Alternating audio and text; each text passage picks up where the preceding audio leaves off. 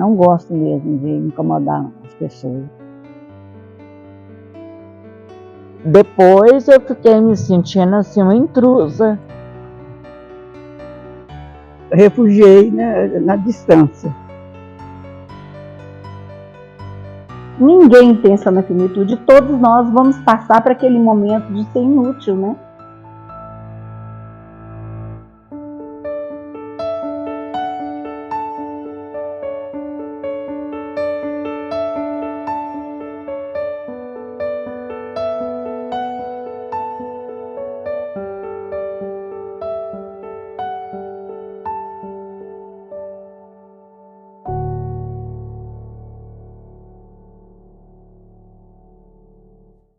Hoje eu tenho só uma filha, eu tive um casal, mas meu filho faleceu. Eu precisava de uma casa, minha filha ia mudar, como realmente mudou, e eu não tinha para onde ir. Estou aqui na vila há 16 anos. Eu tinha vindo do Mato Grosso do Sul para cá para fazer o tratamento dos meus pais. A razão de chegar a Goiânia foi isso. Aí quando eu perdi meus pais, eu estava assim muito enfraquecida, muito fragilizada no sentido de saúde. Tem uns irmãos também que a gente foi criar tudo separado, porque minha mãe morreu e meu pai deu nós tudo para os outros. Minha filha, ela nunca gostou de mim como a mãe. Primeiro, quando ela era mais nova, ela queria tudo do bom e do melhor, eu não podia dar. Depois ela tinha muita vergonha de mim, uma vez porque eu era feia, outra hora porque eu era pobre, cada vez era um motivo que ela arranjava para não ter aquele contato comigo. Familiares do Rio Grande do Norte e de Brasília, do Rio Grande do Norte por parte da minha mãe, e de Brasília eu não tenho contato com eles porque o tempo vai mudando, as pessoas, cada um constitui sua família, vai tendo outros viés, né?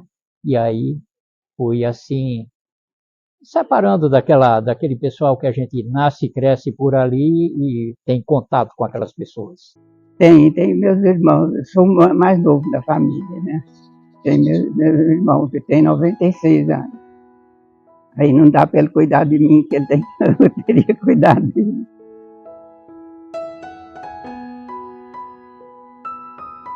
Ninguém pensa na finitude, todos nós vamos passar para aquele momento de ser inútil, né? A velhice na minha vida sempre me deu preocupação. Porque a gente ia nos asilos passear e via aquele povo triste. Isso me preocupava tanto que eu até adoecia. Porque a gente vê muitas histórias de idosos, né, que são judiados pela família e até mesmo dentro dos asilos. Um dia desse eu ouvi de uma senhora ela falar assim, ela com mais de 90 anos, ela disse assim, olha, quando eu não estou sentindo dor, eu nem lembro que tenho essa idade. Então, o estado da saúde da pessoa, física, mental, isso é um diferencial, isso influencia muito, né? Poder ter ou não autonomia vai determinar se ela vai estar mais alegre, ou não, né? Mais satisfeita ou não. Você sabe que eu sou uma pessoa que não penso demais na questão. Por exemplo, eu fiz 80 anos agora. Mas para mim isso não significa muita coisa. Eu acho que 80 anos simplesmente é uma bagagem que a gente está carregando de experiências, coisas que eu não sabia, hoje eu sei. Hoje eu posso ajudar um amigo, uma amiga, uma colega que não tem experiência. Se eu não tivesse vivido todo esse tempo, eu não teria conseguido, né? Meu pai era uma pessoa que era muito positivo. Ele comentava comigo assim, brincando. Ele dizia, minha filha, quando chegar nos 70 anos, você para de contar a idade. Porque ele fez isso na vida dele. E durou mais do que imaginava. Então eu, quando cheguei aos 70, parei, até esqueci que eu tinha 75, 76. O dia que fiz 80, para mim até foi surpresa. Não acreditei que eu estava fazendo 80. Eu não senti a diferença. Quando eu cheguei esse ano, eu completei 80 anos, é que eu parei e disse, olha, cheguei aos 80.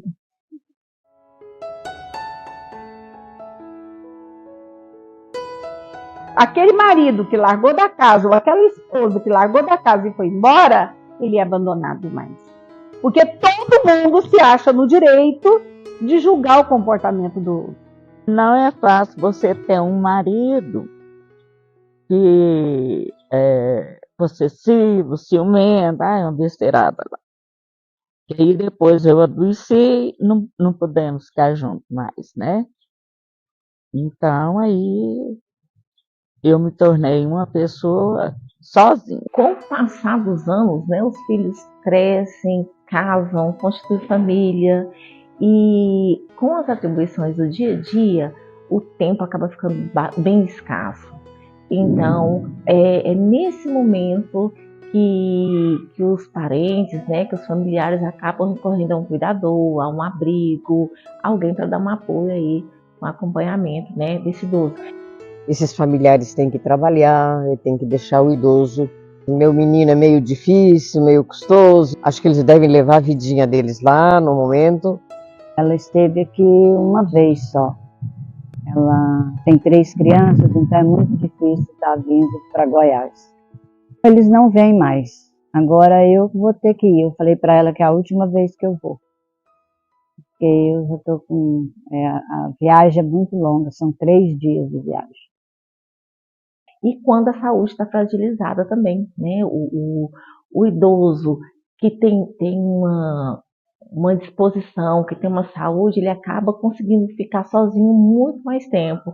Agora, se ele tem alguma debilidade, se ele tem alguma demanda específica que não dá para ficar sozinho, aí ele acaba precisando mesmo de uma assistência, de acompanhamento.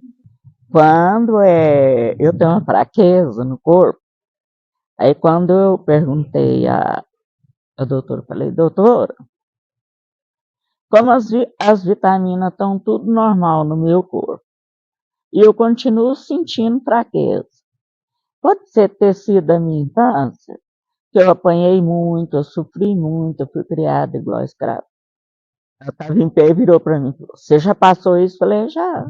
Aí eu falei, pode ser da velhice? Ela falou, pode ser das duas coisas. Quando eu estava sem poder andar, com as pernas travadas, né? Até fui ficar na casa de uma sobrinha minha que eu não tinha condição de ficar, né? Aí eu fazia aula, movimentava, superei. Na época que eu fundei o abrigo, eu escolhi trabalhar com esse transtorno mental, né, que era o meu foco maior, até pela minha filha também, porque eu conhecia a problemática, né, a rejeição que é, a falta de compreensão, porque não é fácil lidar com o idoso normal, imagina com o idoso com transtorno.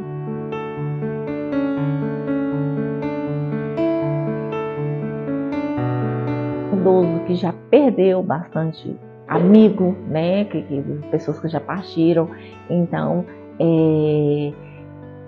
isso acontece com muita frequência. Então é saudade daqueles que já partiram e do restante da parentela. Muitas vezes a gente ouve ou percebe, né, essa ausência que eles sentem, e também de ficar naquela expectativa do parente vir visitar ou de telefonar, né? Muitas vezes um simples telefonema já resolve, já alegra o coração, já sabe das notícias, mas eles têm sim essa expectativa de que cadê fulano? Ou até não só a família, mas os amigos também. Eu sinto muita falta, exatamente do meu pai, porque é a pessoa que mais influiu nas minhas decisões, inclusive a decisão de se um dia, porque eu fiquei viúva muito cedo, com 36 anos, e me dediquei muito a cuidar da saúde dele.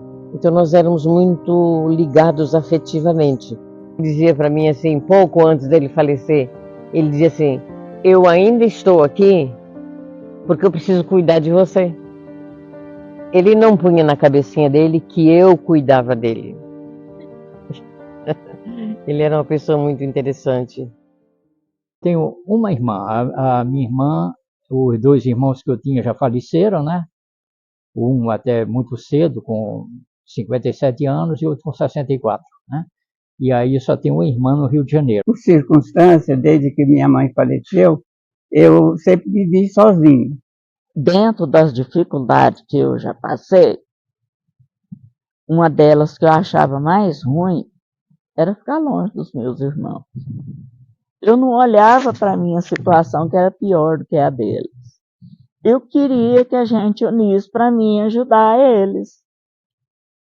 Com o passar dos anos, eu fui formando uma equipe na minha agenda de amigos. São amigos de verdade, que se necessitar de alguma coisa além do que está sendo provido aqui, eu ligo, minha amiga me atende. Por exemplo, eu passei pelo processo da Covid, durante o período da Covid, tive que ficar isolada.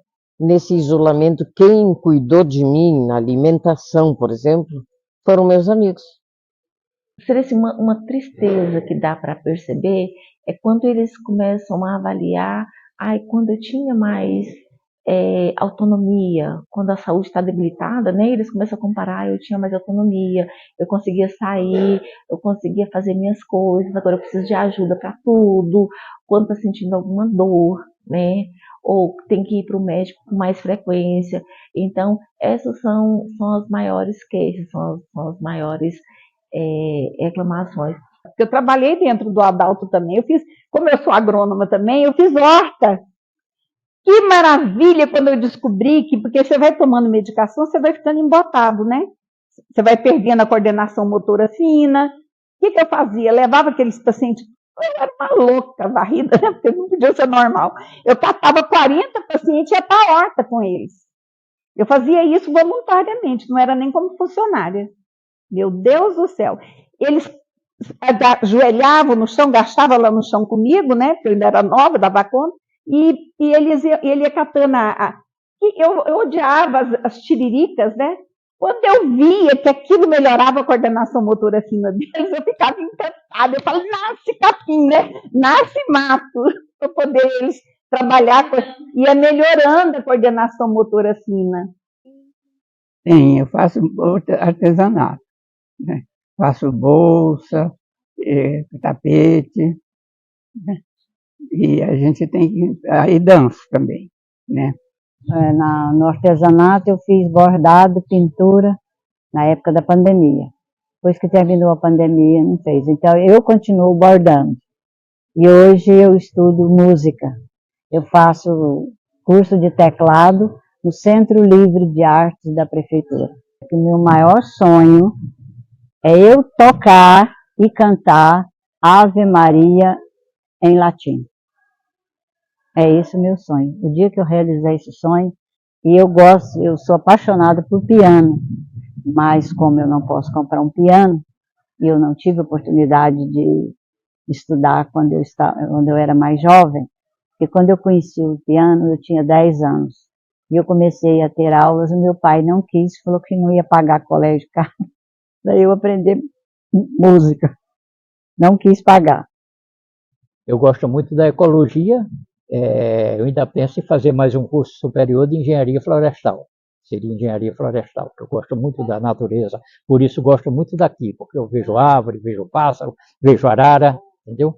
Isso me agrada. O que eu tenho percebido assim, muito fundamental é que quando o idoso está na própria casa, sendo assistido ali e cuidando das coisas, um ambiente que eles consideram familiar, um ambiente que eles mesmos criaram, né, com os móveis deles, com os pertences deles, mesmo que ele precise de muita ajuda, ele se sente mais seguro.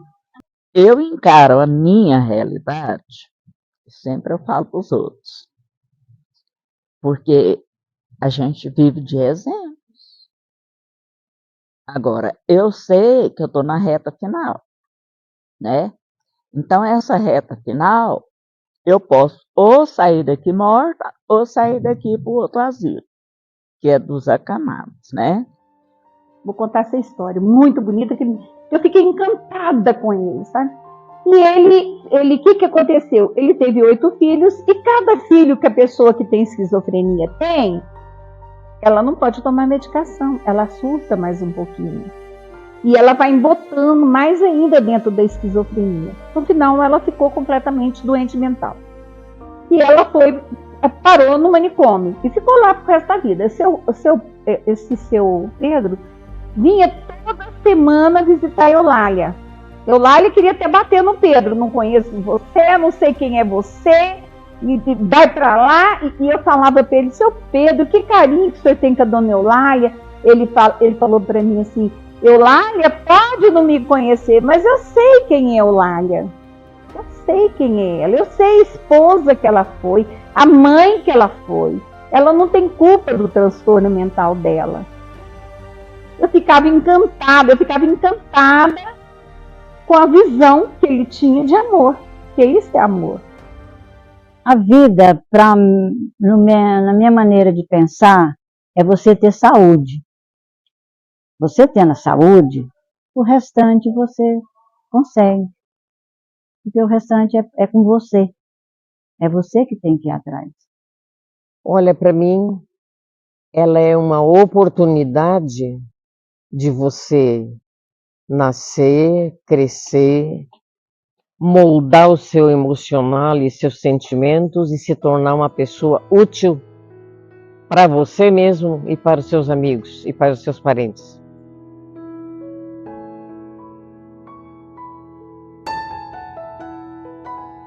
A questão da política pública é isso. Tem que ver no município, no estado, as condições de cada abrigo, né? Todos merecem apoio, mas a gente precisa, sem ajuda governamental, sem ajuda da comunidade, a gente não sobrevive. No Balneário Camboriú, onde nós sempre frequentávamos, né? Quando o papai estava vivo, a gente viajava muito para lá. E lá tem um conjunto para a pessoa idosa passar o dia, mas o familiar tem que pagar 10 mil por mês para deixar o idoso um dia. E só tem 52 lugares. Então falta muito, não é? É uma coisa que tinha que ter mais. Primeiro, muitos doadores, eu falo para eles: me liga primeiro. Claro, que ótimo, bem-vinda à sua cesta básica. Mas me telefona antes, que de repente eu estou precisando do leite, de repente eu estou precisando do barbeador, por exemplo. Nesse momento eu estou sem feijão, estou sem óleo, nesse momento. A minha grande dificuldade, óleo, feijão, fralda, né? Então, a pessoa que não vai fazer uma doação, até esses detalhes você tem que se atentar. O capitalismo tem muito deles investem no esporte, investem em tanta coisa e a idade, o idoso passa, né? Eu estou aí com 270 mil para receber, estou com um mês atrasado dos funcionários. Como que e o funcionário se sente no direito de ditar as normas, porque eles não estão recebendo, e eu com 270 mil para receber, foi emendas parlamentares, e um dinheiro extra do senador, que foi direcionado para nós, que a gente não sabe onde está. Políticas públicas, isso não existe, porque dinheiro entra muito nesse país. Agora, para o bolso de quem, ninguém sabe. Porque eu pego, o idoso me custa 4 a 5 mil reais. Um idoso, o custo dele é esse. Porque tem a lavanderia. Olha, pensa bem o serviço que eu tenho. Lavanderia, cozinha, enfermagem, farmácia, limpeza, né? Eu tenho vários segmentos de trabalho. Eu precisava ter 4 cuidadores para cada X número. Como? De que jeito? Se eu não estou nem pagando, não estou dando conta de pagar. Então, vê o meu desgosto? É imenso, é imenso. A gente poderia receber verbas chama emendas parlamentares. Deputado, senador, né? Todos poderiam direcionar uma verba para nós. E não acontece isso. Nós tivemos muita dificuldade, diminuiu as doações. Nós tivemos muita dificuldade, estamos com muita dificuldade. como eu estou com 72 anos, e como eu estou aqui há 32 anos, sinceramente, eu nunca pensei. Eu pensei que eu ia morrer aqui, quer dizer, essa é da vontade de Deus. Eu pus à venda. Com todo o meu pesar, com tudo, eu me sinto que eu fiz o que eu pude. A mais do que isso eu não consigo. Eu penso em vender aqui e acabar com o abrigo.